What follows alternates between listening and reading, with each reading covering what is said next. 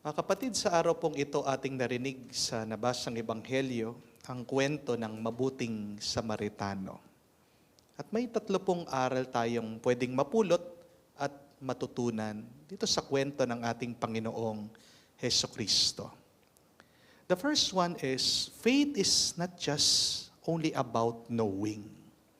It is really about doing. Hindi sapat na dapat alam mo lang ang iyong pananampalataya. Kailangan mo itong buhayin. Kailangan meron ka pa ring gawin. Kaya nga sabi ni Apostol Santiago sa kanyang sulat, that faith without action is dead. In the gospel, the lawyer asked Jesus, "Who is my neighbor?" Sino ang aking kapwa? Gusto daw subukan ng abogado ang Panginoong Hesukristo, pero bandang huli binaliktad ni Jesus. Ang abogado naman ang tinanong niya, who became a neighbor? Sino sa tingin mo ang naging kapwa dito sa biktima na nahulog sa kamay ng mga tulisan? Minsan, para mga abogado din tayo, di po ba? Napakarunong natin. Minsan, para tayong mga baril, AK, all-knowing. Yung mga iba, walking Google, alam lahat. Pero pagdating naman sa kanilang pamumuhay, walang maipagmalaki. Marami sa atin, aminin natin, puro ngawa, wala namang gawa. Amen? Ang dami sa atin, alam yung utos na, love your neighbor. Pero kung titignan mo yung kanilang pamumuhay, napakalayo doon sa kanilang alam tungkol sa pagmamahal. Tingnan nyo lang po, magbasa kayo ng comment section sa social media, ang tatapang na mga tao. Pag nagtatype sila, kala mo kung sino magsalita, lumalabas sa kanilang mga bibig, bobo, tanga, walang pinag-aralan, anong alam mo, anong ambag mo. Alam dapat natin, mahalin natin ang ating kapwa at kasama po dyan ang pagsasalita ng mabuti tungkol sa ating kapwa. To love your neighbor means first that you should speak kindly to other people. Amen? Alam din naman natin na kailangan natin mahalin ang ating kapwa, pero ang dami sa atin ninanais na gustong mamatay ang mga nagkasala. Sinasabi mo din, alam mo na mahalagang magmahal, pero kapag naiisip mo ng kaaway mo, gusto mo siyang pakulam. Di po ba? Tinuturuan mo ang anak mo na mahalin ang kanyang mga kalaro. Pero ikaw mismo, hindi mo mapatawad ang kanyang ama, ang kanyang tatay. The point is, Christianity is not only about knowledge.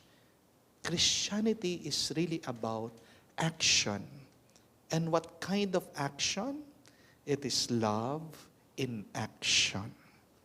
But second lesson, remember this, your neighbor is the one in need. They are not just the one you like. Ang pare at levita sa kwento, ang sinisimbolo ng mga relihiyosong tao.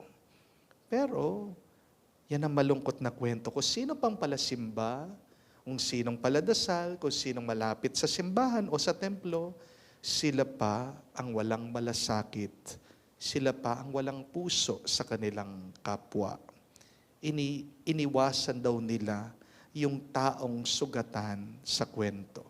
Ngunit, ang Samaritano, siyang tinuturing na kaaway ng mga Hudyo, siya pa ang huminto at siya pang nagpakita ng habag at awa. Jesus is really trying to teach us that a neighbor is not defined by blood, by race, by religion, by proximity, or by convenience. A neighbor is defined by need. Sino ang ating kapwa? Sila ang mga nangangailangan. Sila ang mga nahihirapan. Sila madalas ang hindi pinapansin ng lipunan. Ang tunay mong kapitbahay o kapwa ay hindi lang yung katabi ng iyong tahanan o bahay, kundi sila mga tao na walang makain minsan na nakatira na sa lansangan. Ang iyong kapwa ay yung mga nawalan din ng bahay dahil sa lindol. Ang iyong kapwa ay ang mga namatayan ng minamahal. Ang iyong kapwa ay ang mga kapatid nating OFW na nasa ibang bansa, nagtitiis, nangungulila, nako-homesick, nalulungkot, gusto makasama ang kanilang pamilya, pero hindi nila magawa dahil kailangan nilang kumayod at magtrabaho. Ang iyong kapwa ay ang mga single parents din na pagod na sa pagtatrabaho. Ang iyong kapwa ay ang mga may sakit na nakapila sa labas ng hospital, naghihintay na ma-admit doon para sila'y magamot. Ang iyong kapwa ay ang mga matatanda din na iniwan mag-isa sa bahay ampunan. Harinawa, kapag nakakakita ka ng taong hirap at nangangailangan, sana ituring mo rin sila bilang iyong kapwa. Ang taong yan, kapatid, ay kapatid mo rin sa Panginoon. Di po ba? Third and last, mercy is costly, but it is what makes us Christian. The heart of our identity as Catholics and Christian is that we are merciful and loving people. Huwag mong tatawagin ang iyong sarili na Kristiyano kung hindi ka naaawa at wala kang pagmamahal sa iba. Sabi po sa kwento, huminto daw po ang Samaritano, binalot niya ang sugat nitong biktima na mga magnanakaw at sinakay niya mismo sa kanyang hayop, dinala niya sa isang bahay, inalagaan niya at siya pa ang nagbayad lahat ng kanyang pangangailangan. Kung meron man daw po kulang, babalik siya, babayaran ulit niya. Ang pagmamahal sa kapwa, hindi po mura. Kung hindi madalas, ito'y nangangailangan ng oras, ng pera, at maging kailangan nating bitawan, iwan ang ating pride. Kaya nga, hindi po nakakapagtaka, kakaunti ang mga nagmamalasakit. Kasi ayaw ng mga ibang taong gumastos. Hindi po ba? Ang pagmamahal, pagkalinga sa iba, ay napakagastos at nakakapagod. Di po ba? Pero, kung hindi tayo magmamahal, sino tayo? When God created us, He created us in His image and likeness. Who is God? God is love.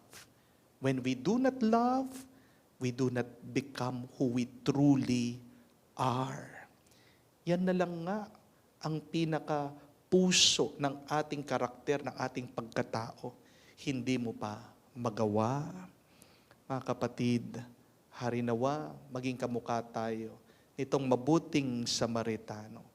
Na siya ay nagmahal, hindi siya natatakot, na gumastos, maubusan, dahil alam niya, yun ang kanyang pagkatao. Yun ang kanyang pagkakakilanlan.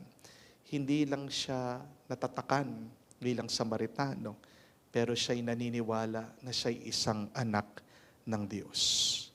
Ang tao na hindi nagmamahal ay nawawala ng halaga sa Diyos at sa kanyang kapwa. Tandaan niyo po yan. Diba? Tayo'y huhusgahan naman ng Diyos bandang huli kung paano tayo nagmahal sa iba.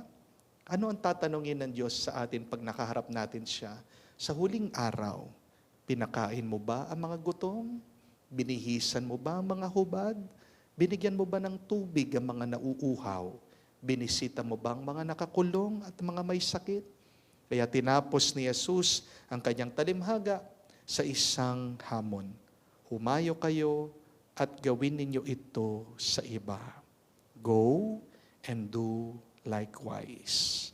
Meaning, mercy should not only be admired, it should be imitated. The point is, if your faith does not make you merciful, then it is incomplete. Ang pananampalataya na walang awa ay hindi ganap. Kapag ikaw ay naniniwala sa Diyos, pero wala kang pagmamahal, mapanganib yan. Makakasakit ka sa iba. Pero ang pananampalataya na may awa ay hindi nakakalimutan ng Diyos. At yan ang nakakapagpagaling sa ating mundo. Kaya mga kapatid, tayo magdasal sa banal na misang ito. Huwag sana natin makalimutan ang tatlong aral na iniiwan ng Diyos sa atin sa pamagitan ng kanyang talimhaga, mabuting Samaritano. Faith is just not about knowing, it is doing. Your neighbor is anyone who is in need. Mercy may cost a lot, but it is the heart of who you are. You are a Christian. Be like Christ. Amen.